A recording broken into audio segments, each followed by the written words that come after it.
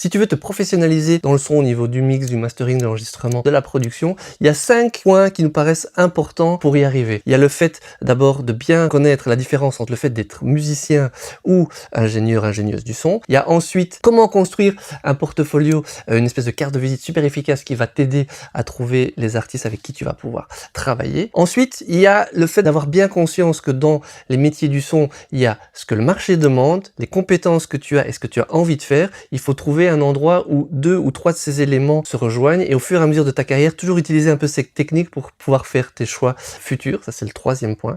Le 4e point, c'est de savoir où commencer et où investir ce que tu as éventuellement comme argent.